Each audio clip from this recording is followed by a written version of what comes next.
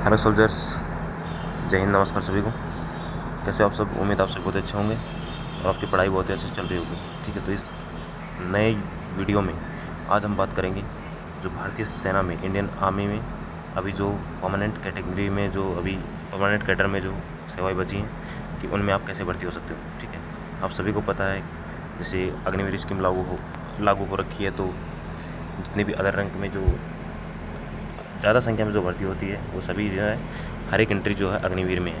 ठीक है, जैसे अग्निवीर में मैं बात करूं तो अग्निवीर जीडी, ठीक है, जीडी टेक्निकल क्लर्क, एसकेटी, ट्रेडमैन, ये सभी जो ट्रेड्स जो हैं वो सभी अग्निवीर में हैं। इसके अलावा भी अब भी जो है हमारे परमानेंट कैडर में कुछ कैटेगरी बची है, तो आज मैं उन्हीं के बारे में बात करने वाला हूँ कि आप परमानेंट कैडर में इंडियन आर्मी में सीधा सिविल से कैसे आ सकते हो बिना अग्निवीर के। ठीक है, तो इसी के बारे में बात करेंगे। अगर आप इनमें क्वालिफ़िकेशन रखते हो तो आप सभी को इनमें ट्राई करना चाहिए। ठीक है, और ये बहुत ही अच्छी सर्विसेज हैं इंडियन आर्मी में। तो चलिए बात करते हैं एक एक करके। तो हमारा पहला जो है सिपाही नर्सिंग असिस्टेंट।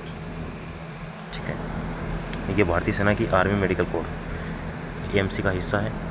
ठीक है, और एकमात्र जो है सिपाही रैंक में एकमात्र भर्ती बची है जिसमें आप आ सकते हो, सिपाही नर्सिंग असिस्टेंट और फार्मा के लिए भी 2 एंट्रियाँ हैं।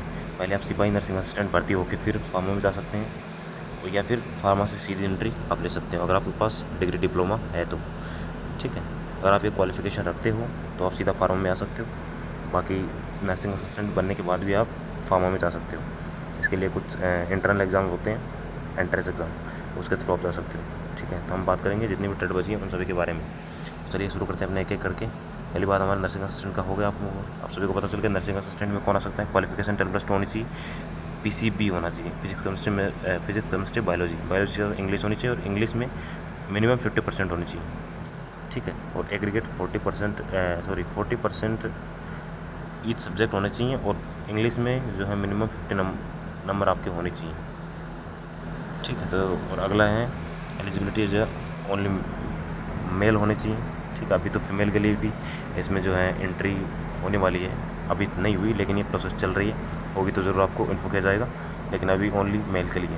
और मेडिकल स्ट्रीम मीन्स आपकी बायोलॉजी है तो आप अप्लाई कर सकते हो। और एक क्यूरी रहती है कि जिनके पीसीएम मतलब फिजिक्स केमिस्ट्री मैथ के साथ अगर किसी के बायो है एडिशनल, तो वो भी इसमें अप्लाई कर सकते हैं, उसका कोई बात नहीं। ठीक है, उसका कोई इशू नहीं है, कर सकते हो।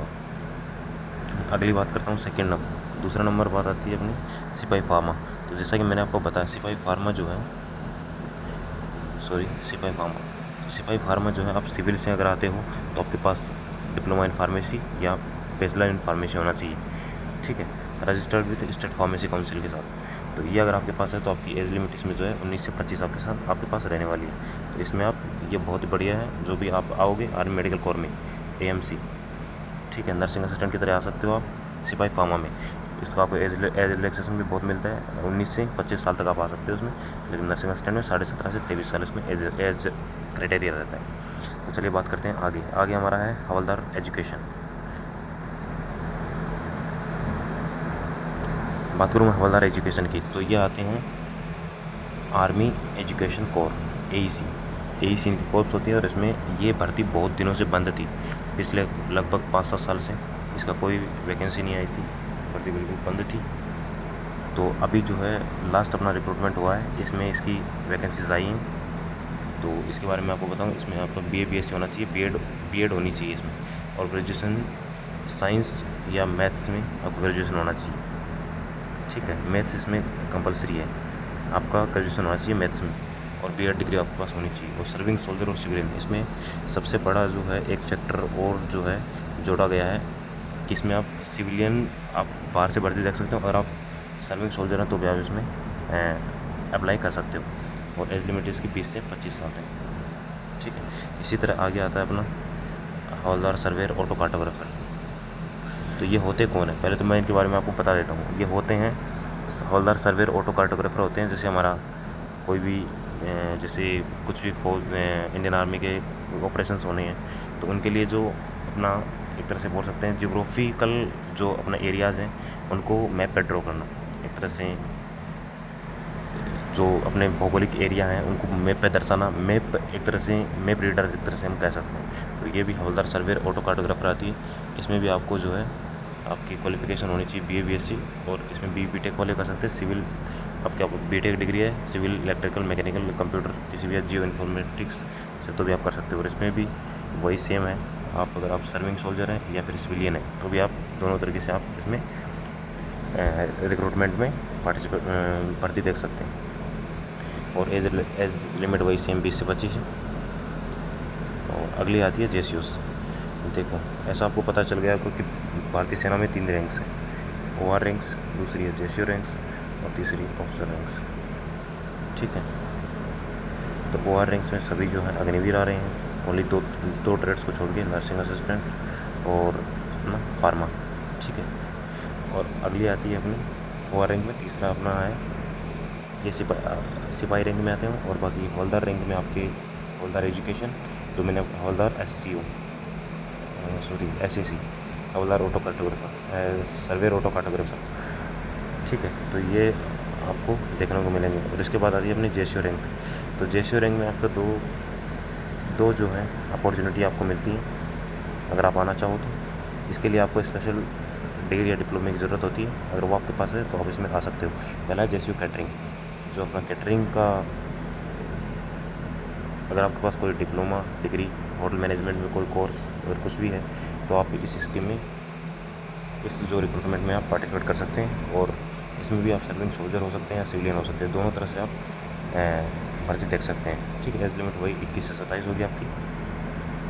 और इसके अगला है JCO रिलीजियस टीचर, RT-JCO। इसके लिए आपको स्पेशल डिग्री होनी चाहिए, आचार्य, मौलवी, ग्रंथी, पादरी, मॉन्क एक्सेट्रा जो भी हैं धार्मिक, आपके पास डिग्री होनी चाहिए, ग्रेजुएशन होनी चाहिए किसी भी धर्म में। जैसे आचार्य हो सकती है जो संस्कृत में होती है, ठीक है, मौलवी हो सकते हैं, ग्रंथी हो सकते हैं, पादरी हो सकते हैं, मॉन्क हो सकते हैं। ठीक है, इन सभी में आपके पास अगर डिग्री डिप्लोमा कुछ है, डिग्री ग्रेजुएशन डिग्री अगर आपके पास है तो आप इसमें JCO रिलीजियस टीचर में, RT-JCO में आप देख सकते हैं। और बहुत ही एक अच्छी जॉब है। ठीक है, और इसमें भी आप सर्विंग सोल्जर या सिविलियन दोनों तरह से आप इसमें रिक्रूटमेंट में आप भर्ती देख सकते हो। और इसमें एज लिमिट आपकी 25 से 34 है। तो ये जो है परमानेंट कैडर में आपकी कुछ बची हैं जिनके बारे में बात कर रहा था। और अगर आपको अग्निवीर में आप सभी को पता है कौन कौन सी हैं, अग्निवीर, GD, टेक्निकल, ट्रेडमैन, ये सभी जो है अग्निवीर में बची हैं। इसके अलावा कोई अभी जो है अगर आपको एज ए OR रैंक में अगर आना है तो आपको ये जो मैंने आपको बताई हैं JCOs OR, इन्हीं में आप आ सकते हो। बाकी एज ए अग्निवीर आपको 4 साल का पीरियड पूरा करना पड़ेगा, उसके बाद आप परमानेंट कैटेगरी में आओगे। तो मिलते हैं नेक्स्ट पार्ट में। अगर आपका कुछ भी सवाल, अगर आपको कुछ भी क्वेरी है तो आप कमेंट बॉक्स में लिखना, ज़रूर उसका रिप्लाई दिया जाएगा। ओके, जय हिंद, नमस्कार।